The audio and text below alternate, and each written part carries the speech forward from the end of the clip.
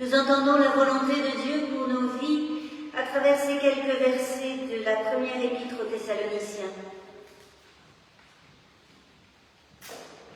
Vivez en paix entre vous, donnez du courage à ceux qui en ont peu, soutenez les faibles, soyez patients envers tous. Prenez garde que personne ne rende le mal pour le mal, mais recherchez toujours le bien entre vous et à l'égard de tous. Soyez toujours joyeux, priez sans cesse. Rendez grâce en toutes choses, car c'est à votre égard la volonté de Dieu en Jésus-Christ.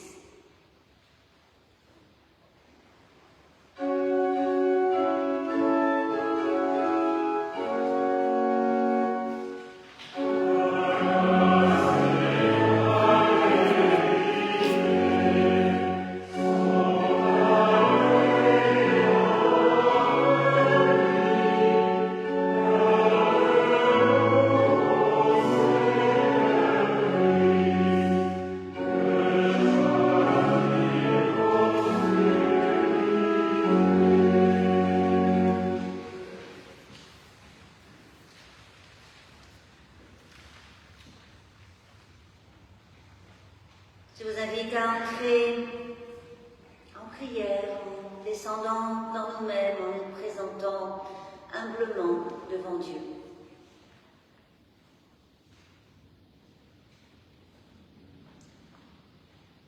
Nous voici, Éternel, notre Dieu, car tu nous appelles à sortir de la nuit. Et nous avons besoin de toi pour en sortir. Sans toi, nous nous perdons dans les ténèbres.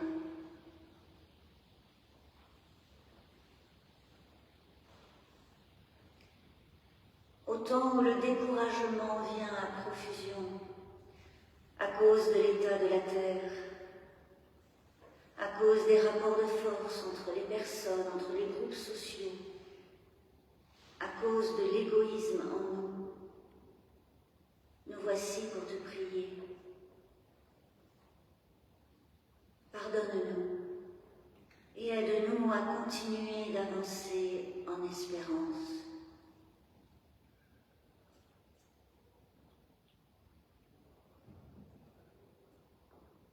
Au temps où la violence vient à profusion à cause de l'intolérance, à cause de l'absence de respect, à cause de nos peurs,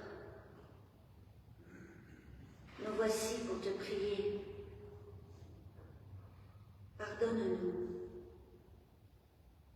et aide-nous à continuer d'accueillir avec confiance.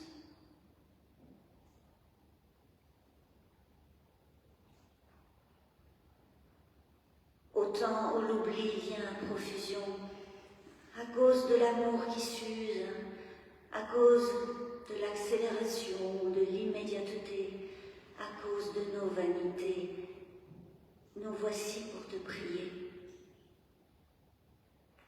Pardonne-nous et aide-nous à continuer à être des frères et des sœurs les uns pour les autres.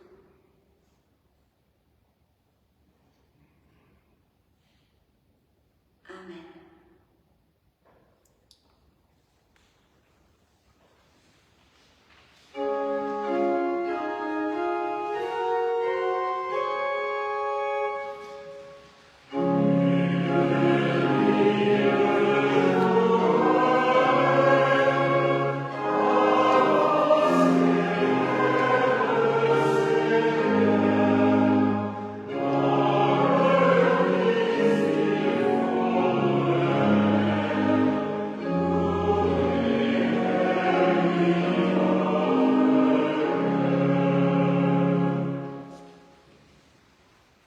Et je vous invite à vous lever pour entendre l'annonce du pardon.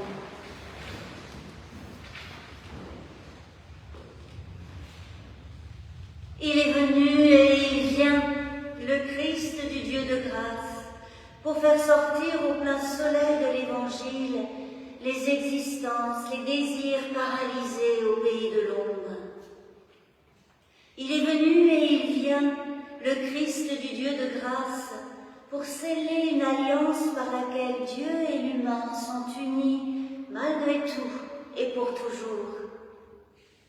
Il est venu et il vient, le Christ du Dieu de grâce, pour offrir sa vie qui est amour et pardon du Père, et la déposer à même le sol, afin que sans se baisser, même les plus faibles et les plus petits puissent en bénéficier, et chacun et chacune de nous également.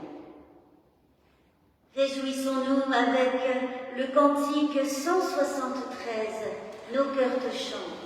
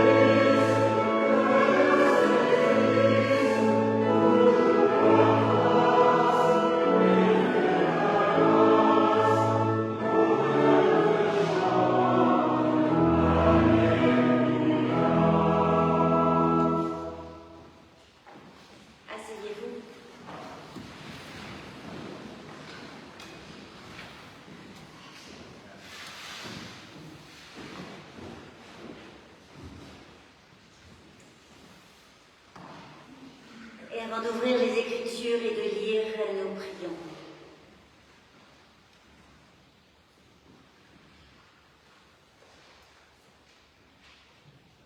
Éternel notre Dieu, par ton esprit, crée en nous le silence et l'apaisement, un espace intérieur dégagé, afin que ta parole y soit entendue, accueillie, afin qu'elle y demeure et nous conduise en humanité, en louange, en présence vivante dans ce monde. Amen.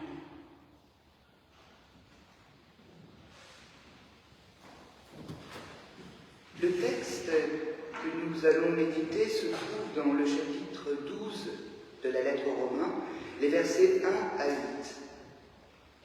C'est la partie dite pratique de l'épître aux Romains, dans laquelle Paul cherche à construire une unité entre les chrétiens de Rome et à définir une éthique de vie en vue de la transformation vers un monde nouveau. Il est à Corinthe lorsqu'il écrit aux Romains. C'est une communauté qu'il n'a pas fondée et qu'il connaît peu. Nous sommes en 56 ou 57, Néron règne sur l'Empire romain. Je vous encourage donc, mes frères, au nom de toute la magnanimité de Dieu, à offrir votre corps comme un sacrifice vivant, saint et agréé de Dieu. Voilà quel sera pour vous le culte conforme à la parole. Ne vous conformez pas à ce monde-ci, mais soyez transfigurés par le renouvellement de votre intelligence, pour discerner quelle est la volonté de Dieu, ce qui est bon, agréé et parfait. Par la grâce qui m'a été accordé, je dis à chacun d'entre vous de ne pas entretenir de prétentions excessives, mais de tendre à vivre avec pondération, chacun selon la mesure de la foi que Dieu lui a donnée en partage. En effet, tout comme il y a une multitude de parties dans notre corps, qui est un seul, et que toutes les parties de ce corps n'ont pas la même fonction, ainsi nous, la multitude, nous sommes un seul corps dans le Christ, et nous faisons tous partie les uns des autres. Mais nous avons des dons différents de la grâce, selon la grâce qui nous a été accordée. Si c'est de parler en prophète, que ce soit dans la logique de la foi. Si c'est de servir, qu'on se consacre au service. Que celui qui enseigne se consacre à l'enseignement, celui qui encourage à l'encouragement, que celui qui donne le fasse avec générosité, celui qui dirige avec empressement, celui qui exerce la compassion avec joie. C'est sur le ton de l'exhortation que Paul encourage son auditoire à changer. Il le fait au nom de la magnanimité ou de la miséricorde de Dieu à l'égard des humains. Il encourage les communautés auxquelles il s'adresse à offrir leur corps, et pas seulement leur esprit, comme un sacrifice qualifié ici de vivant, saint et agréé de Dieu. Il les encourage encore à ne pas se conformer au monde actuel et à renouveler leur intelligence. Il le fait pour qu'ils discernent la volonté de Dieu, ce qu'il qualifie de bon, agréé et parfait. Cette exhortation invite à l'urgence d'une transformation. Une transformation qui nécessite une sorte de sacrifice, mais un sacrifice qui permettrait la formation d'un corps fondé sur les charismes de chacun, et qui finalement renouvellerait l'intelligence. Alors, le ton est à l'urgence. C'est une exhortation qui invite à penser que quelque chose est en train de se produire, là, maintenant. Les verbes sont à l'impératif, parce que c'est impérieux. Ne vous conformez pas. Soyez transfigurés. Il se passe quelque chose. Et apparemment, pour comprendre, il faut prendre du recul et ne pas se laisser aller à nos habitudes. Pour Paul, on est dans ce temps entre deux temps. Celui du monde ancien, ce monde-ci, ou cet âge, et celui d'une ère nouvelle. On ne sait pas quelle durée aura cet entre-deux. On sait juste que, pour Paul, ce temps démarre à la mort du Christ et qu'il se termine quand il est accompli. Un temps entre deux temps où le vieil homme, l'homme mort qui est esclave du péché, laisse place à un homme renouvelé, esclave de l'amour, de la justice, de l'espérance. Alors, comment se comporter pour accélérer cet entre-deux, ce temps entre deux temps, entre la mémoire et l'espoir?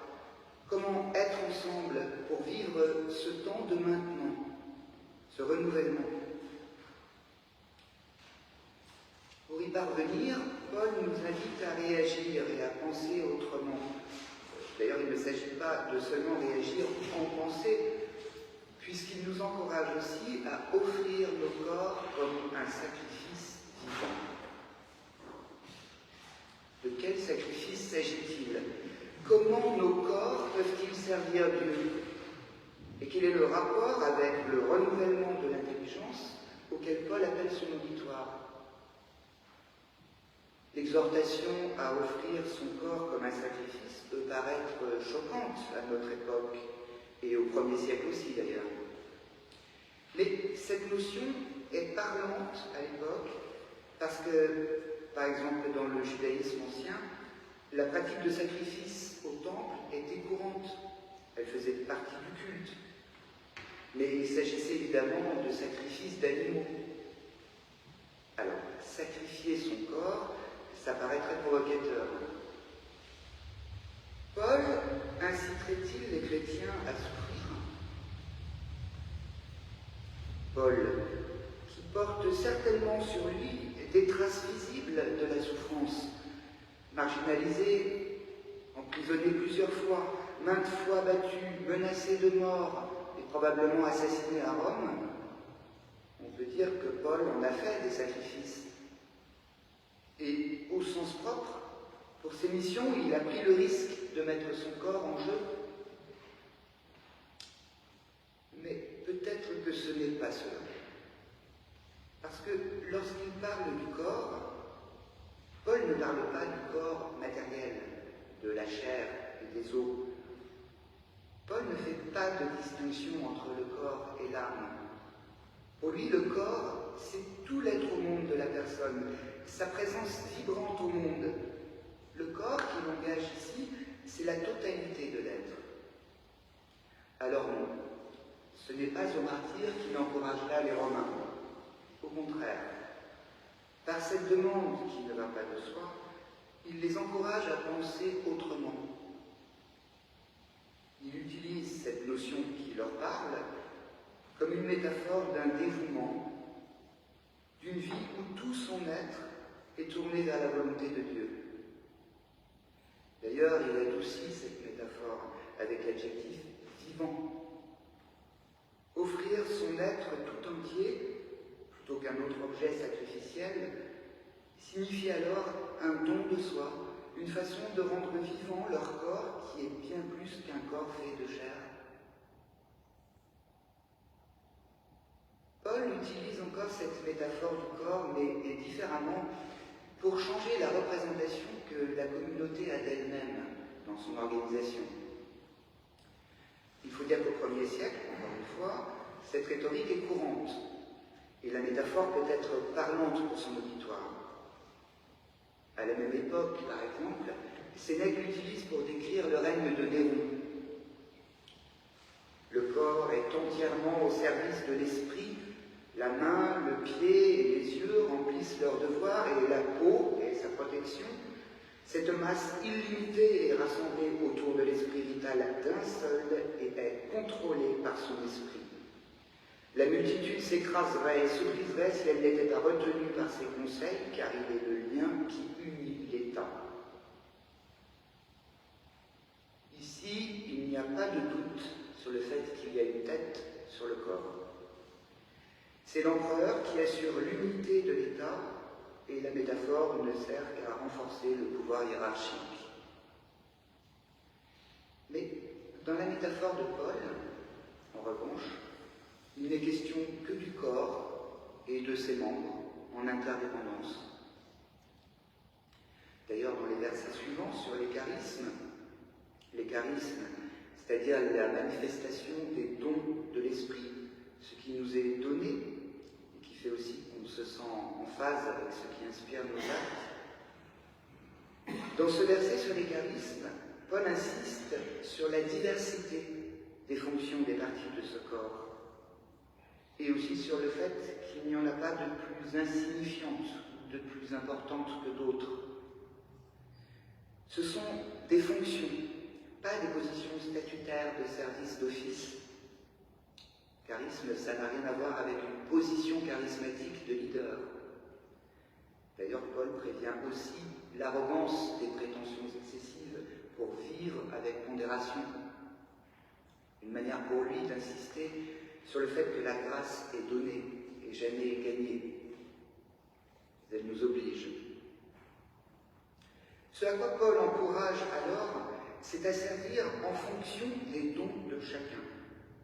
De fait, dans ces toutes premières communautés qui se sont développées très tôt après la mort du Christ, et évidemment indépendamment de tout cadre dogmatique, il y a sans doute une certaine liberté dans la prise de rôle en tant que prophète, de service, d'enseignants. Pour ne citer que quelques-unes des fonctions, il en cite 7 et sans aucun ordre ni rien ne préfigurant un degré statutaire. Ça fonctionne parce que les membres de la communauté sont appelés à mesurer, à peser ce que disent par exemple leurs prophètes ou leurs prophétesses. C'est une interprétation collective du discernement de la volonté de Dieu. Comme le suggère le premier verset, une sorte de démocratie charismatique. Même celui qui dirige, qui est cité en dernier, n'est pas, ça diffère du mot évêque ou ancien, mais ça signifie juste celui qui est placé à la tête d'un groupe. Entrons maintenant davantage dans le texte pour tenter de saisir le lien entre le sacrifice vivant de nos corps et ce corps de la communauté. Le lien entre la métamorphose nécessaire et cette intelligence renouvelée. Lorsqu'il écrit aux Romains de ne pas se conformer à ce monde-ci, comme le verbe l'indique, se conformer, c'est se conformer à quelque chose. Ça signifie se modeler sur, être façonné par, comme l'argile qui prendrait l'aspect d'une brique grâce à un moule à briques. Il y a une référence à quelque chose d'autre, comme un stéréotype. On est conformé par une puissance dominante. Ici, c'est par ce monde-ci, vu comme une puissance maléfique, un ancien monde dominé par le péché. Alors Paul nous encourage à ne pas suivre les modes de ce monde, mais à nous transformer, à nous métamorphoser. Soyez transfigurés. S'il conjugue ce verbe au passif, c'est parce que, comme il le dit au premier verset, c'est par la grâce de Dieu que cette transformation se produit. En somme, le monde nous conforme, mais l'Évangile est une puissance transformatrice. Il l'exprime à l'impératif parce que c'est impérieux et, selon Paul, le ton presse, nous l'avons vu. Le passif parce que le sujet supplie l'action, soit il est conformé par le moule à briques, soit il est transformé par l'esprit qui l'habite maintenant. Et le présent, parce que c'est actuel et que c'est continu. Soyez transformés, c'est un processus, et c'est un processus qui dure. Alors, qu'est-ce qui caractérise ce processus? Du temps de Paul, se conformer à un schéma, c'est penser qu'on va trouver Dieu par la sagesse philosophique quand on est grec, ou parce qu'on est élu en tant que juif, voire plus spécifiquement par la piété pour un pharisien. Mais visiblement, ça ne marche plus comme ça pour Paul. Paul, juif de Tarse, mais aussi citoyen romain, zélote persécuteur des chrétiens, puis apôtre des nations, annonçant la bonne nouvelle parmi les non-juifs. Paul échappe à toute catégorisation. Et il encourage la communauté à en faire de même, en ne fixant jamais son corps, c'est-à-dire son être, sa personne, à un schéma culturel de classe, d'ethnie ou de genre. Il n'y a plus ni juif ni grec, il n'y a plus ni esclave ni homme libre, il n'y a plus ni homme ni femme, car vous tous, vous êtes un en Jésus-Christ. Dans le scénario eschatologique de Paul, c'est-à-dire le scénario de cet entre-deux temps, où la fin de cet ancien monde approche, l'identité chrétienne devient hors catégorie, ni dedans, ni dehors de la loi et de ses marqueurs ethniques et sociaux. Chaque personne, dans sa singularité, est habitée par l'esprit. Et c'est précisément la diversité de ces singularités qui permet l'universalité. C'est donc une voie inclusive où les nations, les païens, les non-juifs, peuvent rejoindre le peuple de Dieu dans la pluralité de leur être au monde. Alors concrètement, comment faire? Comment sortir des schémas? Ces schémas, ces structures socialement stratifiées et hiérarchisées de l'Empire romain dont découlent des droits différents. Mais même à présent, toute attente sociale, les modèles culturels, l'éducation, les médias, qui façonnent nos corps, nos attitudes et nos façons de penser, donc d'être, et encore plus avec l'intelligence artificielle, elle qui se paye en dévorant nos données personnelles pour créer le moule d'un être moyen, ou de plusieurs, mais en catégorie bien normée. Les schémas créent pourtant une force d'attraction que l'on ne perçoit pas toujours. Ces normes attirent inconsciemment, parce que, mine de rien, elles nous relient aux autres. On se sent moins seul ou abandonné. Elles nous rassurent. Et même quand on s'en rend compte, qui veut vraiment sortir des schémas de notre monde? Alors oui, certes, on aime bien être un peu original, pas conformiste, se distinguer, mais pas lorsque les différences qu'on affiche peuvent nous porter préjudice, susciter la méfiance, être discriminante. Là, on préfère peut-être se fondre dans le moule. Ou alors, il faut être sacrément courageux pour s'écarter des schémas de ce monde. Et ça a peut-être à voir avec offrir son corps en sacrifice, encore une fois au sens de Paul, d'une mise en jeu de l'entièreté de son être au monde. Un sacrifice vivant, qui peut renouveler l'intelligence. Creusons encore un peu. Dans ce sacrifice vivant de nos corps, s'agit-il de se transformer, de transformer nos êtres par un renouvellement de l'intelligence? Ou bien ne peut-on le comprendre plutôt comme une transformation qui conduit à un renouvellement de l'intelligence? Une transformation pour le renouvellement de l'intelligence. Parce que dans le grec de Paul, les deux sont possibles. Ce serait alors assez subversif. Paul encouragerait à résister à la domination pour expérimenter une communauté chrétienne alternative. Faire l'épreuve d'une communauté chrétienne alternative par la transformation permanente de nos façons d'être au monde, de nos manières de nous tenir dans le monde.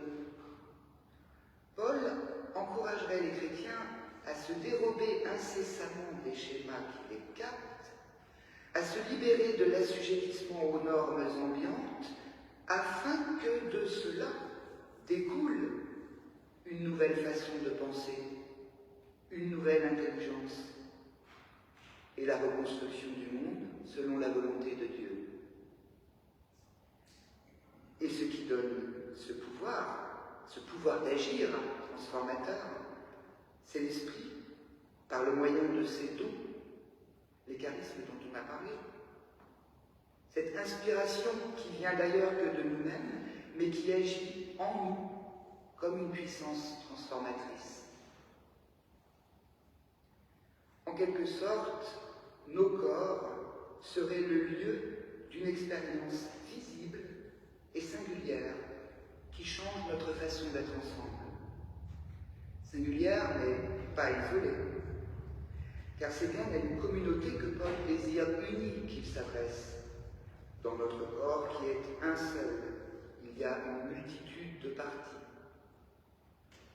C'est dans une communion fondée d'une multitude de singularités que ce corps est un. Une multitude de singularités qui sont liées, car nous faisons tous partie les uns des autres. C'est-à-dire que chaque chrétien est un membre interdépendant de tous les autres et que l'unité entre les divers membres, entre les diverses communautés, s'exprime en vivant dans une réalité plus large, en Christ. Le corps social de l'Empire romain, tel que Sénèque le décrit, et tel qu'il est, stratifié et fixe, composé de membres rendus dociles, car centré autour de la tête d'un empereur qui fait le lien, décrit surtout un lien qui est une chaîne et qui est encore bien trop d'actualité. Et c'est à l'inverse, par la mise en scène de sa multitude toujours changeante et vivante, que le corps de la communauté chrétienne forme le corps du Christ. C'est alors un processus dynamique où la transformation de l'un, lorsqu'elle est rendue possible par les autres, modifie le milieu même où elle a trouvé lieu et forme continuellement pour tous cette nouvelle intelligence de vie qui est aussi une figure de l'amour. Je terminerai sur les mots de la poétesse américaine Audre Lorde, qui écrit à propos de celles et ceux qui ont appris à ignorer leurs différences parce qu'elles suscitent de la méfiance, au lieu de les considérer comme une force de changement. Sans communauté, il n'y a pas de libération.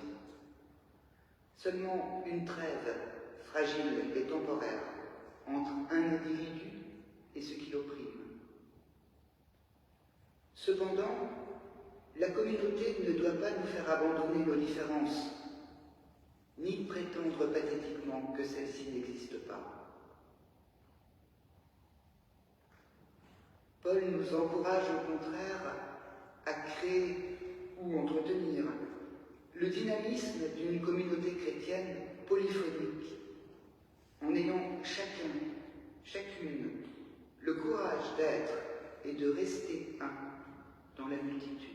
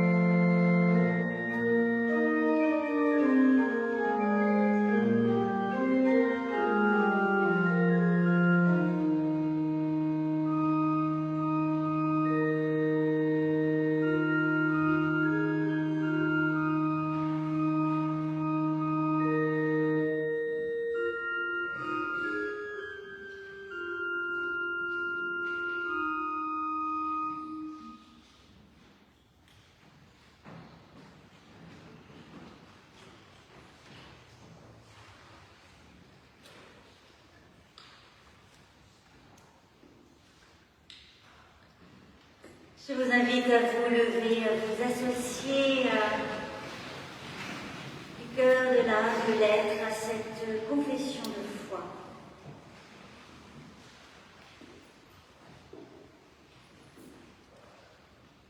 Dieu est avant toute chose, il est au-delà de toute chose, nous reconnaissons sa présence.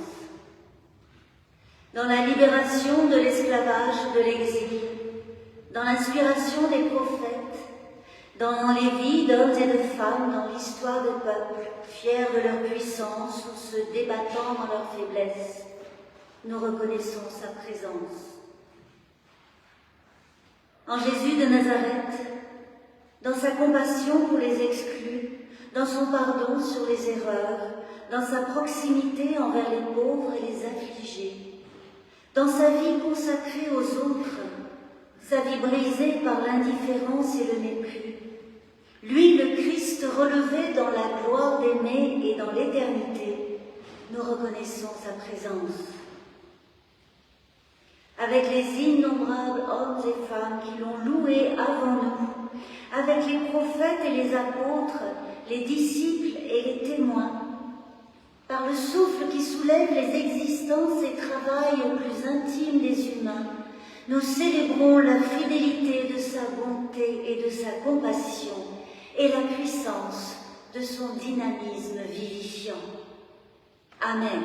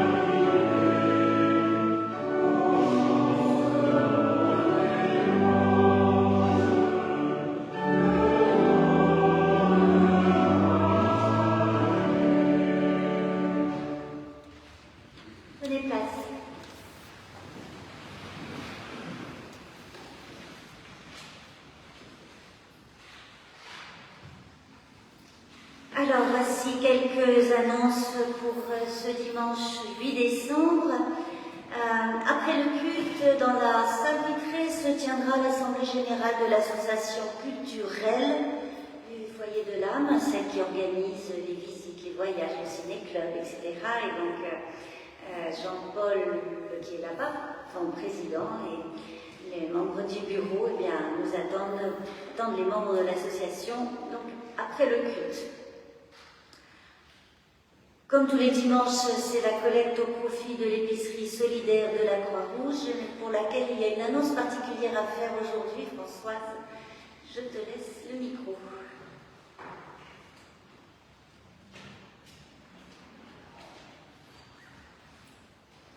Bonjour tout le monde. Nous avons eu un message de Nicole et Bernard Mulot-Calvino nous disant qu'ils amèneraient les paquets, les sacs à l'épicerie solidaire de la Croix-Rouge dans le courant de la semaine prochaine, le 12, et que la fois suivante, ce serait en janvier, autour de la mi-janvier probablement. Ça veut dire qu'à partir d'aujourd'hui, il est tout à fait inutile et même pas recommandé du tout d'apporter des friandises de Noël pour les enfants du type Père Noël en chocolat, en pain d'épices, etc. Puisque les paquets ne seront portés qu'au mois de janvier et ce sera complètement dépassé. Ce qui n'empêche pas d'apporter des gourmandises, du bon chocolat, du bon pain d'épices, mais pas en forme de Père Noël, enfin tout ce qu'on peut inventer, mais qui n'est pas directement relié à Noël et qui puisse faire fête quand même. Merci. Alors aujourd'hui, il y a aussi Adrien qui doit nous faire part à nouveau d'une annonce déjà faite dimanche dernier, mais l'opération continue. Bonjour, donc je rappelle que dans le cadre de leurs études, les étudiants et étudiantes de l'Institut protestant de théologie, dont je fais partie, Hélène également, Anthony qui est au fond aussi, nous effectuerons un voyage d'études en Grèce au mois de juin 2025. En Grèce, nous irons bien sûr à Corinthe sur les traces de Paul, dont je crois nous venons d'entendre parler.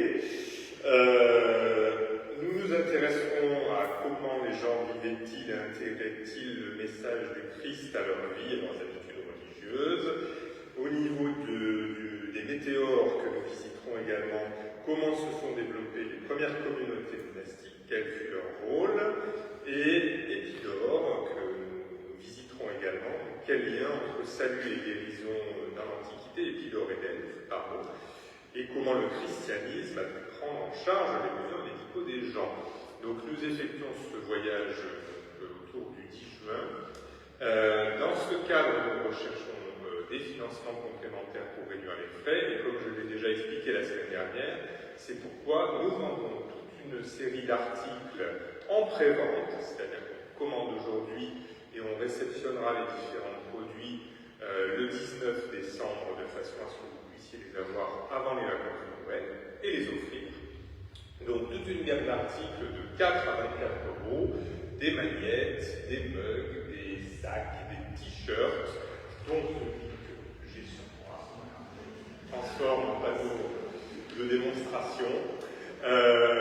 Voilà, donc nous sommes à votre disposition à la fin du culte dans l'angle du temps au niveau de la table. Je rappelle juste qu'il s'agit de précommandes que nous clôturons demain. Il y en a peut-être quelques-uns ou quelques-unes parmi vous qui ont encore des dettes. Et donc, si nous voulons clôturer la commande, il faudra impérativement qu'on soit réglé aujourd'hui d'une manière ou d'une autre. Donc, nous prenons le liquide et les chèques. Voilà. Merci beaucoup. Et à tout à l'heure.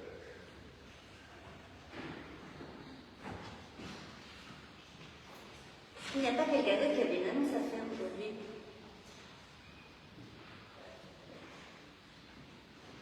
Dominique?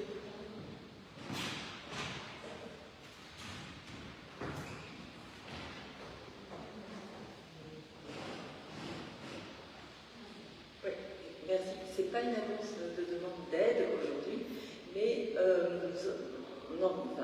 j'organise avec un musicien, un compositeur encore vivant, un concert auquel je vous invite à venir assister vendredi soir à 20h30, et il sera au profit d'une petite association du 20e arrondissement qui s'appelle les Midi du Mi et qui œuvre incessamment depuis 2 ans presque pour les mineurs isolés, qui leur offre les petits déjeuners, qui organise les vestiaires, qui les paye des titres de transport qui leur permettent d'aller à leurs entretiens ou faire des courses diverses. Voilà, donc l'entrée est libre, mais voilà, je vous remercie beaucoup de votre participation. Et puisque on parle en concert, il y a un autre concert à signaler alors qu'il y a lieu cet après-midi. Et c'est Nicole qui va nous en dire 2 mots.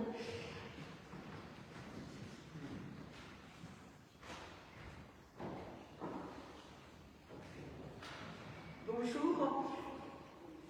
Cet après-midi, donc, à l'église Saint-Pierre à Charenton, donc c'est pas loin, c'est au métro Charenton-École et c'est juste à côté, notre ami Frédéric Rivoal, qui est extrêmement modeste, va donner un concert Et moi, je l'ai découvert uniquement parce que j'ai trouvé l'affiche à côté de l'orgue. Voilà, donc c'est à 15h45.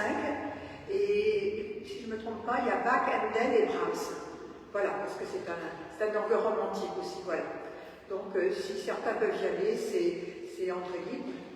La sortie, il faut quand même aider notre musicien. Merci. Merci pour ces annonces partagées. Vous dire également que mardi 10, ce sera à 16h que se rassembleront au temple les familles et les amis de Lionel Sauter pour un service d'action de grâce qui, je suis sûre, réunira beaucoup de personnes parce que, pour ceux qui l'ont connu, Lionel était une figure enthousiasmante et lumineuse et nous serons autour de son épouse et de ses enfants et petits-enfants mardi à 16h pour les entourer, les soutenir et puis leur manifester notre affection. Dans les activités de la semaine au foyer de l'âme, la pause publique qui devait avoir lieu mardi midi est décalée au mardi suivant, le 17. Mais mardi 10, il y aura bien à 20h la séance mensuelle du conseil presbytéral du foyer de l'âme. Jeudi 12 à 2h30, ce sera bien sûr la pause spirituelle dans le temple de 12h30 à 13h30. Et puis le week-end prochain s'annonce aussi bien rempli puisque dimanche 15, ce sera la fête de Noël au foyer de l'âme avec la participation des enfants de l'école biblique, du catéchisme et du FSA. Les troupes de louveteaux et de scouts, des éclaireuses et éclaireurs unionistes qui se réunissent au foyer de l'âme. Il y aura pour se faire samedi 14 une répétition pour les enfants. Et puis donc à 10h30, le culte ici avec tout ce monde, toute cette jeunesse, ce qui est toujours un moment tout à fait réjouissant et porteur. Et le culte de dimanche prochain sera aussi suivi d'un repas de Noël préparé comme les années précédentes par nos amis Brigitte et Joël Sick. Il reste encore des places. Donc si vous êtes intéressé par ce repas, vous pouvez vous adresser à Brigitte qui est là à la sortie après le culte ou sinon lui envoyer un mail à contact@foyerdelame.fr et elle recevra. Mais il y a un nombre de places limitées, bien sûr, les locaux ne sont pas extensibles. Il reste presque une vingtaine de places encore, hein, Brigitte, c'est ça? Je crois, oui. C'est ça, donc vous pouvez vous adresser à Brigitte. Voilà. Donc, pour cette fête de Noël, eh bien, nous espérons nombreux. Vous pouvez amener vos familles et vos amis. C'est toujours un très beau moment rassemblés autour des enfants qui préparent quelque chose de spécial pour la fête de Noël. Dominique. Si, on apporte les jouets. Donc, comme tous les ans, vous avez une affiche dans le temple et une autre dans l'entrée. Il y a une collecte organisée, une collecte de jouets organisée au profit d'enfants de familles accompagnés par le CASP, le Centre d'Action Sociale Protestant. Et donc, il est besoin de jouets, de livres, de jeux entre 0 et 16 ans. Merci de ne pas porter de jouets électroniques ni de jeux vidéo, quels qu'ils soient. De ne pas emballer les jouets pour qu'on puisse savoir à qui ils s'adressent et pouvoir en faire don de la manière la plus judicieuse possible. Donc ces jouets seront collectés dimanche prochain, le 15, au cours du culte. Et ils seront apportés la semaine suivante. Il y a une personne qui se charge de récolter et après d'organiser la distribution. Donc dimanche prochain, au plus tard, si vous ne pouvez pas dimanche prochain, vous pouvez passer les déposer dans la semaine et on pourra les récupérer avec Teresa et les remettre pour cette collecte du dimanche 15.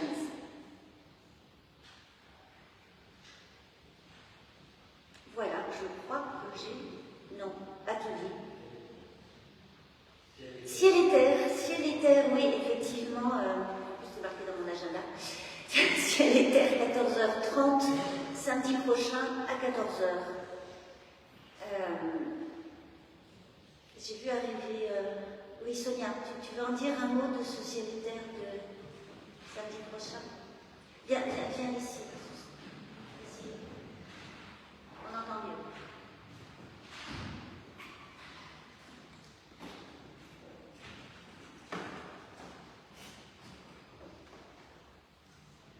Bonjour, je n'avais pas du tout prévu de venir ici et je suis très intimidée. Samedi prochain à 14h30, il y aura un ciel et terre, c'est-à-dire que depuis un certain nombre d'années, à l'initiative de Denis Guénoun, on se retrouve autour de réunions qui parlent de théologie, de philosophie et de différents textes. Et Lionel Sauter était très présent à ces réunions et nous avons eu le bonheur de pouvoir l'écouter à plusieurs reprises, parler en particulier de Spinoza, qui était un philosophe très cher, et il nous a fait partager une vision tout à fait singulière et tout à fait passionnante. Moi, il m'a fait découvrir un Spinoza que je connaissais peu, du traité théologico-politique, et je conseille à chacun d'acheter son Spinoza aux éditions du Foyer de l'âme, qui nous fait mûrir. Voilà, et donc j'ai sélectionné un certain nombre d'extraits de son Spinoza, et nous en parlerons samedi prochain à la réunion Ciel et Terre. Voilà, 14h30 dans la salle du deuxième étage. Alors, s'il n'y a plus d'annonces à partager, eh bien, nous nous rassemblons dans le moment de l'offrande, dans l'engagement, dans la solidarité avec le Foyer de l'âme et les services qu'il rend aux uns et aux autres pour l'annonce de l'Évangile de différentes manières. Et pendant cette offrande, je vous invite à chanter au cantique 167 d'un arbre séculaire, un cantique du temps de l'Avent, et nous nous levons pour chanter. Amen.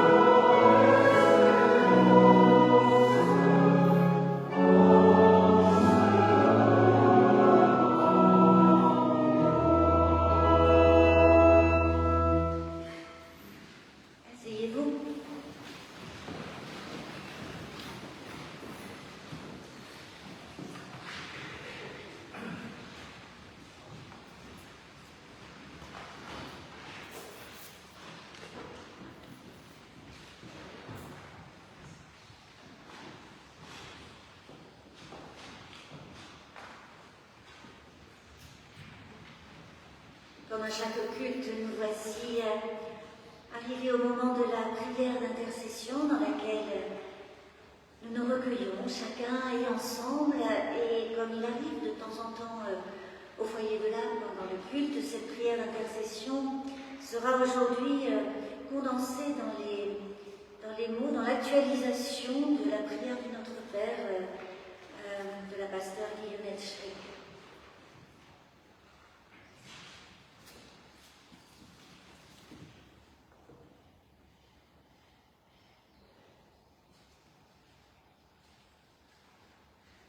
Dieu, toi qui es pour nous mère, père, ami, appel et accomplissement, puisses-tu être connu et respecté des humains comme l'auteur de la vie et l'ennemi de toute mort. Que ta création devienne enfin conforme à ce que tu veux pour elle depuis l'aube des temps.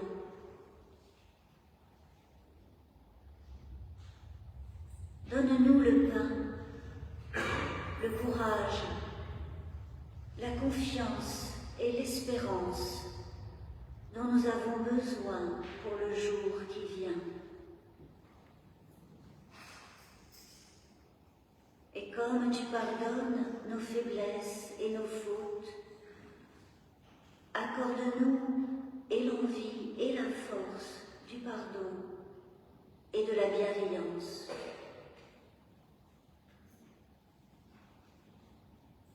Retiens-nous et soutiens-nous lorsque nous nous éloignons de l'amour et de la justice, de ta volonté et de nos frères et sœurs. Garde-nous de la méchanceté et du désespoir. Et pour l'éternité, ta paix, ta force et ton amour maintiennent tout l'univers. Oui, vraiment.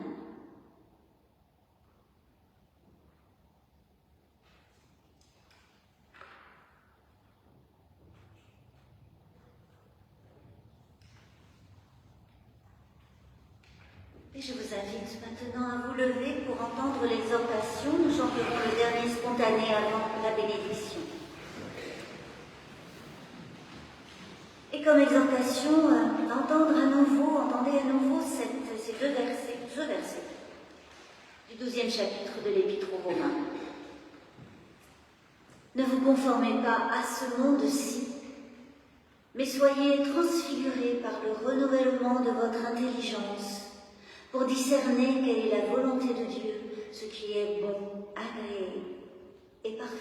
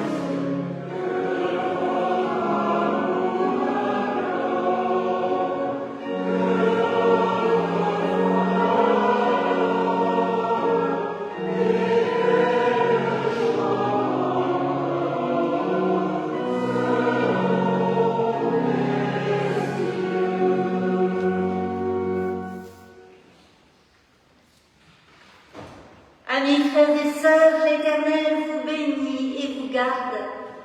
L'Éternel fait resplendir sur vous sa lumière et vous accorde sa grâce. L'Éternel lève son visage vers vous et vous donne la paix. Amen.